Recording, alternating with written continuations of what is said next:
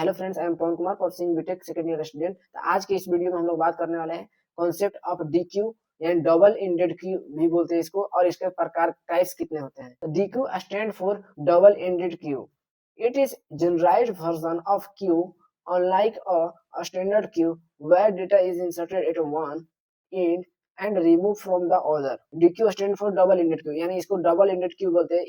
इसमें डेटा जो होता है दोनों एंड से इंसर्ट और डिलीट हो सकता है, और फ्रंट से भी हो सकता है और रियर से भी हो सकता है। जो फीफो रूल मतलब फर्स्ट इन फर्स्ट आउट का रूल होता है वो स्ट्रिक्टली फॉलो नहीं होता है इसमें, क्योंकि दोनों साइड से ऑपरेशन पॉसिबल है। बट फीफो में क्या था, एक ही साइड से ऑपरेशन हम लोग कर रहे थे। यानी और dequeue is a linear list which insert and delete operation can be perform at both ends, front and rear. यही लिखा है कि दोनों साइड से हम लोग क्या करेंगे, फ्रंट से भी कर सकते हैं इंसर्ट और रियर से भी इंसर्ट और डिलीट कर सकते हैं। It does not follow the strict of FIFO, यानी ये क्या करता है, ये फॉलो नहीं करता है फीफो प्रिंसिपल को, रूल को। और because element can be added और रिमूव फ्रॉम आइदर साइड, यानी क्योंकि इसका जो क्यों नहीं फॉलो करता है फीफो को, क्योंकि ये जो है एक ही साइड से एलिमेंट को ऐड करता है या डिलीट करता है, दोनों साइड से नहीं करता है। अब टाइप्स ऑफ डीक्यू क्या है, तो सबसे पहले इनपुट रेस्ट्रिक्टेड डीक्यू में आता है the insertion of elements is restricted to only one end, usually the rear।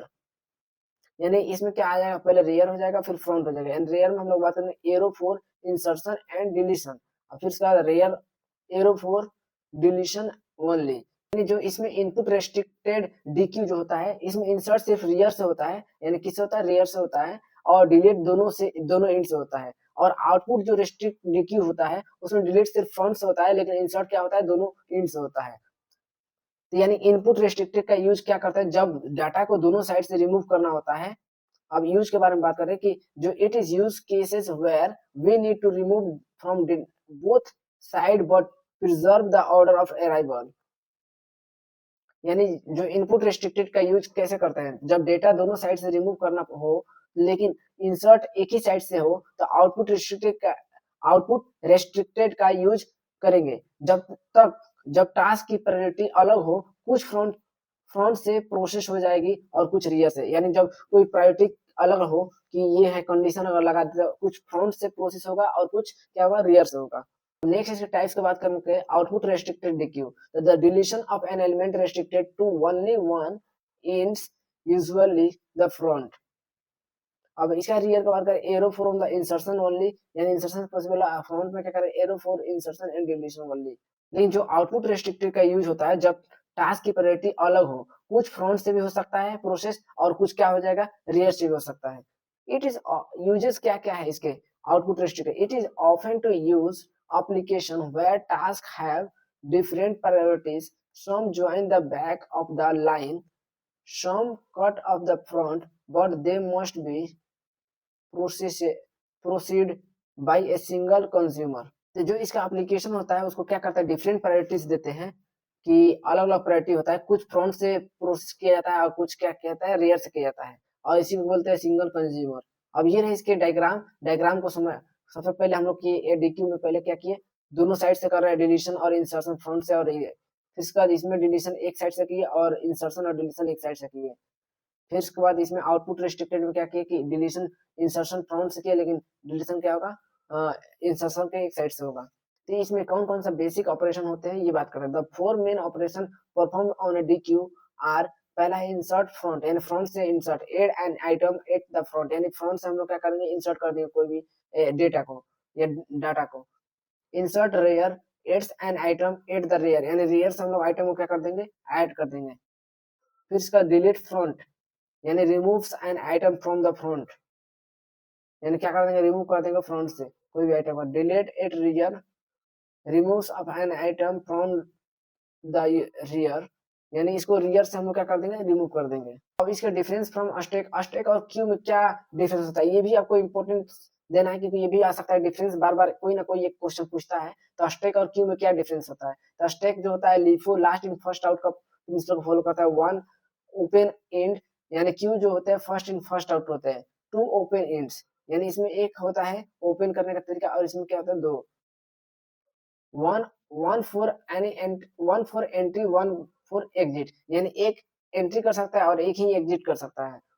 अब डीक्यू की बात करते हैं, support both stack and Q behaviour depending on यानी जो डी क्यू है वो स्टैक और क्यू दोनों के बिहेवियर को सपोर्ट करता है और ऑपरेशन पे डिपेंड करता है। क्वेश्चन थर्ड के बारे में बात करेंगे, यानी जो कि है write a short note on a priority queue और write an algorithm insertion and deletion. वो इसका इंसर्शन और डिलीशन भी लिखना है एल्गोरिथम को। यानी अ priority Q is a special type of Q in which each element is associated with a specific priority.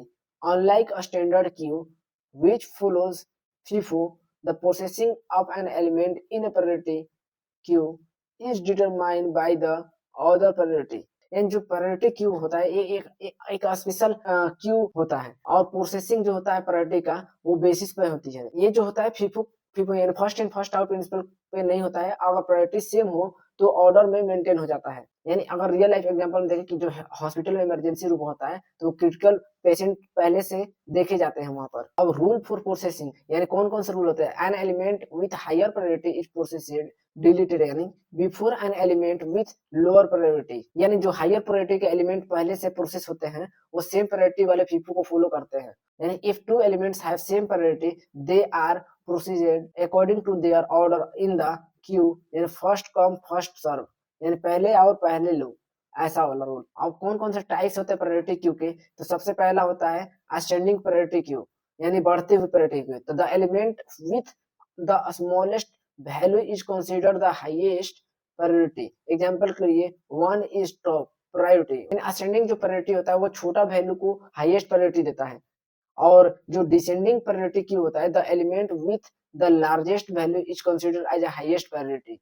यानी जो डिसेंडिंग होता है वो बड़ा वैल्यू को हाईएस्ट प्रायोरिटी देता है। Algorithm of array implementation, in this implementation we maintain. अब इसके अगर एग्जांपल के थ्रू समझते हैं, यानी एग्जाम में जो टॉप स्कोर करता है उसको क्या मिलता है, अवार्ड पहले से ही फिक्स कर दिया था कि इसको अवार्ड देना है जो टॉप आएगा। अब एरे का इम्प्लीमेंट करने का एल्गोरिथम क्या होता है स्टैक में। In this implementation we maintain the queue in the sorted order based on a priority insertion. High cost need shifting elements to find the right spot and find the right spot. Deletion में क्या होगा, low cost just remove from the front. Queue sorted arrow sorted जो Q होता है वो sorted order में maintain होता है और इंसर्शन इसका हाई कॉस्ट होता है और डिलीशन लो कॉस्ट होता है। अब इसके एल्गोरिथम के इंसर्शन के बारे में बात करते हैं कि इंसर्शन क्या है। स्टेप 1 में चेक ओवरफ्लो, यानी चेक करना है किसको, कि ओवरफ्लो चेक करना है कि हो नहीं रहा है ना। If rear greater than equal to max size -1, यानी अगर रेयर हो तो हम लोग अगर रियर बड़ा हो और इक्वल हो तो मैक्स साइज को 1 से घटा देंगे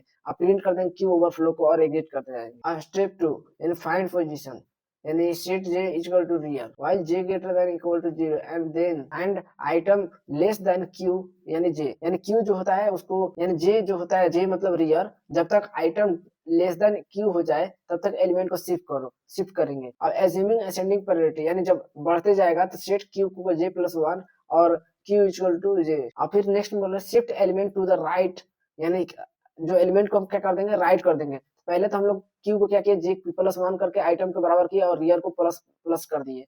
फिर उसके बाद फिर j को j-1 कर दिया और लूप को क्या कर दिए, बंद कर दिए। वहीं हम लोग क्यू को क्या किया, j+1 कर दिया आइटम और अपडेट में क्या कर दिया, रियर को रियर+1 कर दिया, स्टेप को एग्जिट कर दिया। अब इसके डिलीशन एल्गोरिथम को समझते हैं कि डिलीशन कौन कौन सा है। चेक अंडरफ्लो, यानी चेक करना है स्टेप 1 में क्या कि अंडरफ्लो तो नहीं है, यानी अंडरफ्लो को चेक करो। Front equal to front and rear इतना printf queue underflow queue is empty and exit फिर कर देंगे, यानी फिर अपडेट फ्रंट से कर देंगे और फिर उसके बाद क्या कर देंगे, एग्जिट कर देंगे। अब इसका स्टेप 2 में हम क्या करेंगे कि रिमूव एलिमेंट को कर देंगे, सेट आइटम को कर देंगे क्यू इक्वल टू फ्रंट से। और फिर जब क्यू इक्वल टू फ्रंट कर देंगे, फ्रंट को क्या कर देंगे, फ्रंट को प्लस कर देंगे, यानी फ्रंट को +1 कर देंगे, फिर एग्जिट हो जाएंगे हम लोग। स्टेप 3 में फ्रंट को फ्रंट +1 कर देंगे और फिर उसके बाद क्या कर देंगे, एग्जिट हो जाएंगे। तो ये रहे कंप्लीट ये रहे वीडियो जिसमें हम लोग बात किए कि प्रायोरिटी क्यू क्या है, उसके इंसर्शन ऑपरेशन क्या है और डिलीशन ऑपरेशन क्या है।